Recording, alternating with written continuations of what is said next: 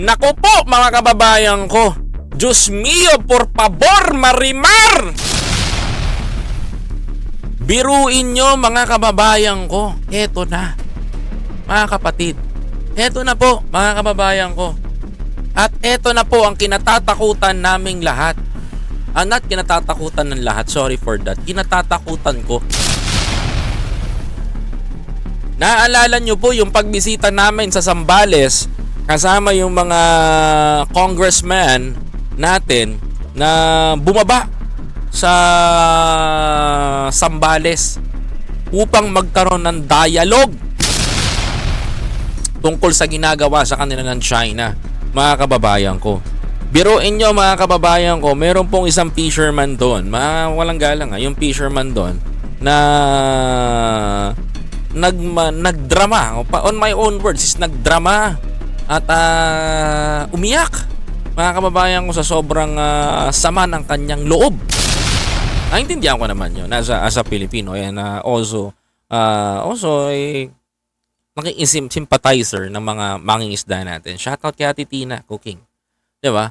At eto na nga mga kababayan ko, eto na po pinakamasakit doon mga kababayan ko, ginagamit na po ngayon ng mga kampo ni Duterte yung pagkakataon na yon na sinabi ng isang fisherman. Bakit hindi nyo kaya talakayin yung mga sinabi ng iba't ibang fisherman? Bakit iisa lang ang ginagawa nyong reference? Gamitin nyo lahat. Halatang takot na takot kayo kahit sa kongreso eh. Halatang hindi kayo mapakali pag ang kongreso gumagalaw, nagwawala kayo eh. 'Di ba?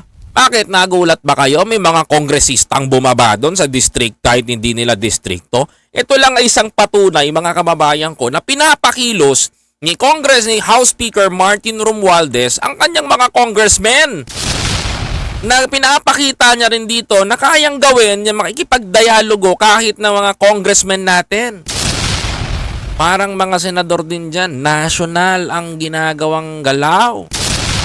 Tapos gigil na gigil kayo, putok kayo ng putok. Bakit? Bakit hindi kayo maipag-dialogue, di ba? So eto mga kababayan ko, pag-usapan natin ngayon yan. Eto.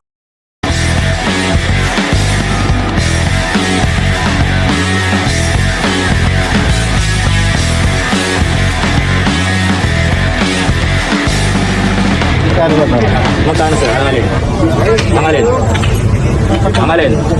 Walang binabayad sa amin dito. May piso. Wala. Ayon sa reference ni Bokeke, mga kababayan ko, aping-api daw ang mga mangingisda. Bakit nga ba? O, sige, pag-usapan natin.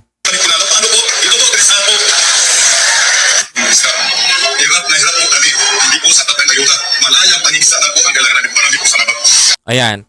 Napag-usapan doon at sinabi nung isang mangingisda doon, ang kailangan daw nila ay malayang mangingisda, hindi daw po kailangan ng ayuda.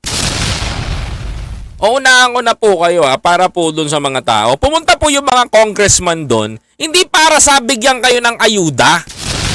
Okay? Hindi pumunta ang mga congressman doon, hindi para bigyan kayo ng ayuda. Pumunta yung mga congressman doon upang makipagdialogo, mabigyan ng solusyon. Diba? Ito naman si Bokeke, na pagkaliit-liit ng utak mga kababayan, tingnan nyo ginawa tingnan nyo ginawa mga kababayan. Tingnan nyo ginawa ni Bokeke. Malaya lang ang pangingisda na gusto nila. Hindi sila natutuwa sa ayuda. Ginagawa mo lang bangag, tambalusos ng hinayupak kayo na yung ayuda na yan, pahawakin na ng pera yung mga fishermen, yung mga mangingisda, para kunyari gumagawa kayo, uy, binigyan ng tigti 3,000, tigpa 5,000 ito mga magsasaka or yung... To, fake news. Ayan. Anyway, maraming salamat po sa super chat ni Ate Tina Cooking. Huwag mo kalimutan mag-like and share sa live ni Koy. Uy, maraming salamat Titina. Thank you very much. Ito, tignan mo ginagawa ni Maharlika mga kababayan ko. Fake news na fake news eh. Alam nyo kung bakit? Tignan nyo Tingnan mo yung consisting yung pagkakagawa niya ng fake news. Dito niya inaatake yung mga tao eh. Sa totoo lang. Kaya ito yung gustong kong i-debunk. Pakinggan nyo mabuti. Hindi po sapat ang ayuda. Malayang pangingisda na po. Hindi po sapat ang ayuda. Gusto daw ng mga mangingisda ay malayang pangingisda. Mga kababayan ko. Yun ang gusto na mangyari ng mga mangingisda. Tanongin natin to. No, tapos may nagsalita doon kapag eleksyon daw, naaalala daw sila. 'Di ba? Di ba nag-iisip 'yon? O sige, ito pa, tuloy natin. Malaya Tapos ito sasabihin ni Maharlika. O, pakinggan nyo mabuti. lang ang pangingisda na gusto nila. Hindi sila natutuwa sa ayuda. Malayang pangingisda daw ang gusto nila. Sabi hindi daw natutuwa sa ayuda. Ginagawa mo lang bangag tambalusos O, tapos isisisi niya ngayon. Ito na. O, eto na. Isisisi niya ngayon kay Pangulong Bongbong Marcos lahat. O, ayan, tignan nyo ha. ng hinayupak kayo nga, yung ayuda-ayuda na yan, pahawakin na ng pera yung mga fisherman, yung mga mangingisda. O, kita nyo, shoota, fake news kagad, unang-una. Anong ginagawa mo? Bakit man? Nako ha. Unang-unang birada mo palang fake news ka na kagad. Unang-una sa lahat, hindi yung initiative ni Pangulong Bongbong Marcos.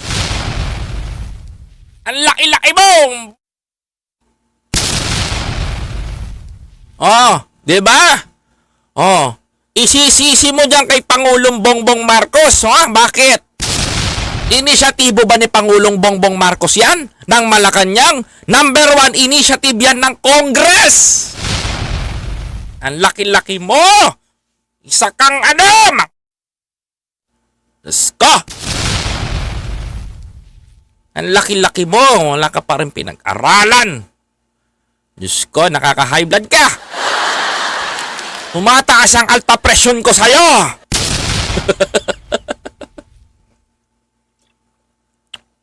Tumataas ang alta presyon ko sa'yo, Maharlika.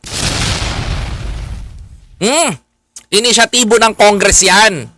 Alam mo kung bakit kaya ko ipaliwanag yan? Kasi nandoon ako. Andoon ako. Nakita ko yung matanda na yan. Nung nagsasalita na yon.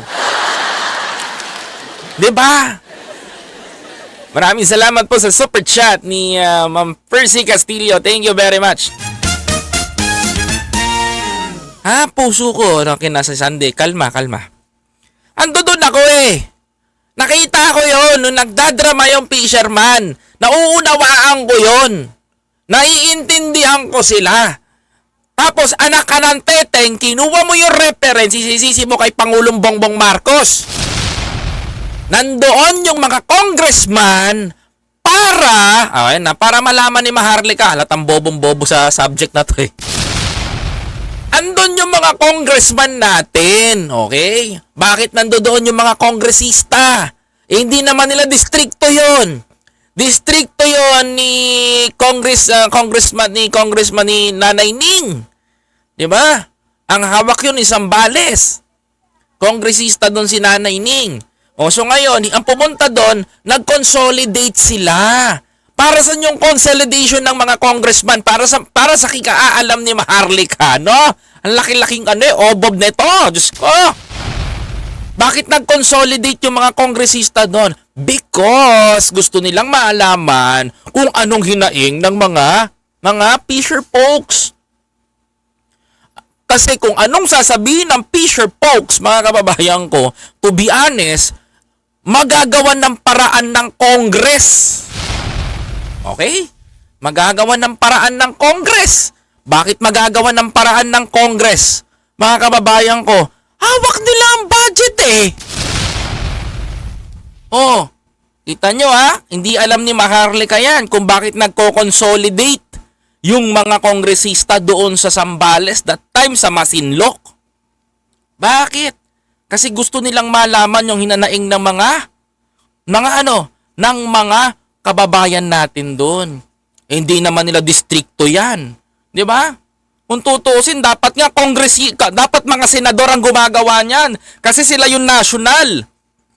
Bakit yung mga kongresista pa natin ang bumababa sa local? Hindi naman kasi magamtaran ng mga senador natin yan. Busy sa PIDEA leaks. Tuloy, mga kababayan. Para kunyari, gumagawa kayo, binigyan ng 3,000, tigpapagda. Correction, walang 3,000. Wala ngang AX eh. Ang sinabi lang ng fisherman, ayaw namin ng ayuda, gusto lang namin makapangisda ng mapayapa. Oh, tuloy. Tausan ito mga magsasaka or yung mga mangingisda para gamitin nyo, exploit ninyo na kunwari marami pang sumusuporta sa inyo. Saan ka nakakita ng ganun? Pumunta yung mga kongresista sa Zambales not because na gusto nilang makakuha ng suporta, to consolidate. Consolidation ang ginawa ng mga kongresista, hindi humingi ng suporta. Saka makakakita, alam mo, ang laking tanga ni Maharlika dito, baliw. Can you imagine, guys? Can you imagine, mga kababayan ko? No? Can you imagine? Huwingi ka ng suporta sa kanila. Problemado yung mga mangingisda doon. Wala kang makikitang suporta doon. Lahat ng mangingisdang nandoon galit kasi naghahanap sila ng solution. Oh my God, Maharlika. Asan ba utak mo? Tapos ang dami nakikinig sa'yo. Puro obob. Wow!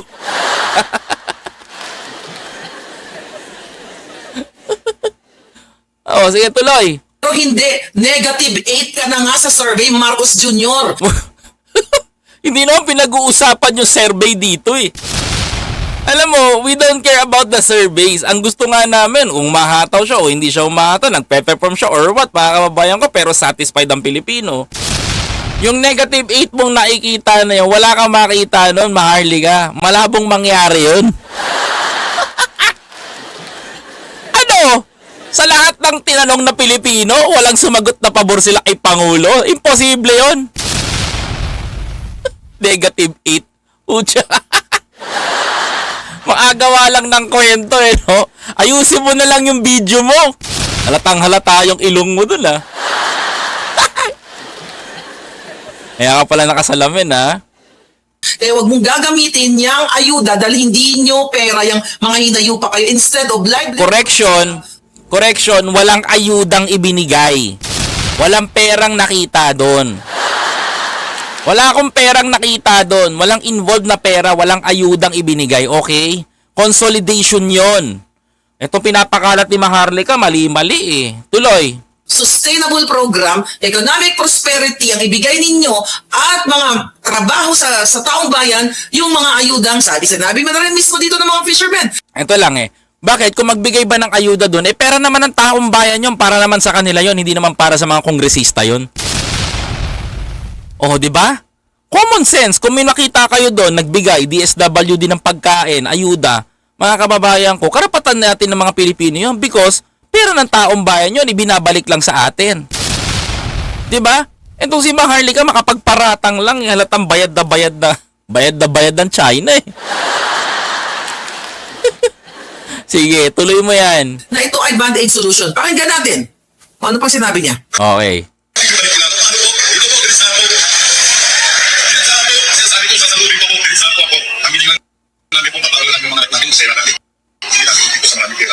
Ayan. Yan. Ang gusto nila, mapaaralan ka na yung mga anak. Sa harap ng mga Sa harap na, ang gusto ng mga mangingisda, mapaaral yung kanilang mga anak. congressman ito. Ako pa lang mukha niyo mga kongresista. Oh, tapos babanatan ni Maharlika. Wala kayong awa dito sa mga mangingisda na ito. Wala daw awa yung mga kongresista sa mga mangingisda na ito. Alam mo, masusupalpal ka sa akin dyan. Totoo lang. Samantalang kayo ang oportunidad na para sa kanila, binubulsa niyo, binabayad niyo sa mga... O, yung binabayad, binubulsa daw. Ayan, ang corruption na ipapasok niya. Binabibili niyo ng bahay sa ibang bansa. Ganun kayo kahalang ang kaluluwa at lahat kayo may katapusan. Mga hindi... O, lahat daw may katapusan. Sige, tuloy mo lang. Sarap po. Ang hindi natin kayo nag-isa. Ulungan nyo kami. Hindi na makakalimutan na ang isa eh. Alam mo sa totoo, May sagot ako dyan at kabisado ko yung sinagot ni doon ng mga congressman. umiiyak eh, nakakalungkot. Di ba? O, ngayon, dadaanin mo sa drama, umiiyak, nakakalungkot. Bakit hindi mo ipaliwanag dito sa social media kung ano yung solution na binigay ng kongresista para malaman ng taong bayan? Hindi mo sinasabi. Tapos sasabihan nyo kung one-sided ako. Eto, one-side diretsyon-diretso. Ako two-sided eh. Pinakinggan ko kayo, sinabi ko yung sinabi ng kongresista and I give the solution. Di ba? Ba? Hindi daw sila tamad. Tulungan lang sila magkaroon ng oportunidad. Correct! Totoo yung sinasabi mo, Maharlika. Bese ang sinabi mismo nung Fisher folks. Para makapangisda? Gusto niyo yung mga gera ang ibibigay sa inyo eh. O, teka lang. O, sige, para magkaalaman tayo. Para magkaalaman tayo. Ano sabi ni Congressman Dan Fernandez during that time? Ano sinabi ni Congressman Richard Gomez? Ano sinabi ni Congressman Ace Barbers? Ano sinabi ni Congressman ng One Riders Party List? Mga kababayan ko, everything, mga kababayan ko, nandoon yung mga kongresistang involved patungkol dun sa mga kailangan ng mga Fisher folks natin during that time. Mga kababayan ko, it's very clear It's very clear para sa akin to mga kababayan ko. Isa sa pinaka-paborito kong tumatak kay sinabi ni Congressman Dan Fernandez ng Laguna. Bakit tayo natatalo? Bakit tayo kinakaya-kaya ng China? Mga kababayan ko, merong isang fisherman nagsabi doon, nakikita nga namin yung Vietnamese fishing vessel, fishing boat. Ito, Vietnamese fishing boat. Nakakapangisda sila doon. Bakit hindi tayo pinapayagan? Mga kababayan ko, bakit? Isa sa mga pinaka naging nakita doon, mga kababayan ko, let's have a comparison, mga kababayan ko. Yung fishing vessel o yung fishing boat ng Vietnam, bakal, mga kababayan ko. Yung fishing boat natin, kahoy. Ano pinagkaiba, mga kababayan ko? Mga kapatid, ba't tayo kinakaya-kaya ng China? Mga kababayan ko, bakit tayo kayang-kayang itaboy? Why? Kasi tayo, mga kababayan ko, aminin natin sa hindi, traditional pa rin yung ginagamit nating mga method sa pangingisda. Samantalang yung mga karatig bansa natin katulad ng Vietnam na nakakapangisda doon sa Scarborough, mga kababayan ko, ano nangyari? Bakal yung kanilang ginagamit. So hindi sila katulad noon, mga kababayan ko, bakal lang kanilang ginagamit. Malalaking mga barko na pwedeng pangtapat o pwedeng hindi kayang itaboy ng China. Tayo, mga kababayan ko, bakit tayo nabubuli? Kasi hindi tayo nag-upgrade. Ang sabi nga ni Congressman Dan Fernandez kailangan natin i-upgrade ang ating mga sarili. Kailangan natin i-upgrade yung ating mga gamit sa pangingisda. Kailangan i-upgrade natin yan. Kung kailangan sumabay tayo sa Vietnam, sasabay tayo sa Vietnam. Kung kailangan magpagawa tayo ng ito, magpapagawa tayo niyan. Hindi na po sapat yung dikatig lang tayo. Hindi na po sapat yung meron lang tayong kawayan sa dalawang gilid at nagpapatakbo tayo ng bangka sa laot. Hindi na po sapat yung laki ng ating mga kahoy na bangka o magagamit natin lancha pangtapat sa China. Kaya nila tayo binubuli kasi traditional pa rin yung ating ginagawang pangingisda. Ang kailangan dito solution Kaya nga tayo nagkaroon ng consolidation para magkaroon ng solution. Yung ating mga mangingisda. Ngayon, ano naging solution, mga kababayan ko? Nalaman ng mga kongresista, maghahain sa Senado ng budget. Maghahain sa Senado ng budget, mga kababayan ko, para matugunan yung ating mga fisher folks. Ngayon, mga kababayan ko, it's a long process. Ang Vietnam nakapag-adjust na. Hindi na sila dikatig, hindi na sila dibangka. Bakal ang mga ginagawa nila. Kung kinakailangan lumihis din tayo sa linya natin at hindi lang sa Scarborough tayo mamuhay at manghuli, pwede tayo lumabas doon. Bakit hindi natin gawin? Yan na po ang ginagawa ngayon ng ating mga kongresista. Ganun na po ang kanilang mga mindset. Ina-adjust yung mga fisherman natin. Tama naman yun. Hindi naman tayo nabubuhay sa ayuda lamang, mga kababayan ko. Kasi ang gusto nila malayang makapangisda. Ang tanong ko dito kay Maharlika, you're trying to blame the problem sa mga kongresista at kay Pangulong Bongbong Marcos. Okay, let's set aside it first. 3 yan para sa akin, mga kababayan ko. 3 yan. Number 1, ang tanong ko dito, mga kababayan ko, kaalyado nyo si Duterte. Bakit hindi niya sabihin kay Xi Jinping? Diba? Tapos sasabihin ninyo dito, kailangan manindigan kayo, kailangan nyo sumali sa maisog. Diba? Ano to? Kalokohan? What the heck? Diba? Mga kababayan ko, Number one, kilala ni Xi Jinping si Duterte at close sila. Pinagawan pa nga ng pinangalanan pa nga ng eskwelahan yung nanay niya bilang pagrespeto sa mga Duterte at sa naiambag nila. 'Di ba mga kababayan ko? Bakit hindi kausapin ni Duterte si Xi na patigilin yung mga Chinese Coast Guard at pangisdain yung ating mga mangingisda? Bakit hindi ginagawa ni Duterte yon? Why? Yan ang biggest question eh. 'Di ba? Common sense kung talagang si Duterte, maka-Pilipino, mahal niya ang taong bayan, mahal niya ang mga mangingisda sa Scarborough Shoal at sa Zambales na nangingisda doon na binabasa at binubomba ng tubig ng China. Bakit hindi ginagawa ni Duterte yan, mga kababayan ko? Bakit hindi niya gawin, mga kapatid? Di ba? Yan na number one. Bakit hindi gawin ni Duterte makipag-usap para sa mga mangingisda kung talagang para sa Pilipino siya?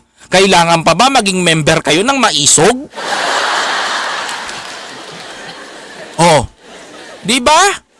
Second, mga kababayan ko, kasalanan ba ng Congress na nilulusog tayo ng China?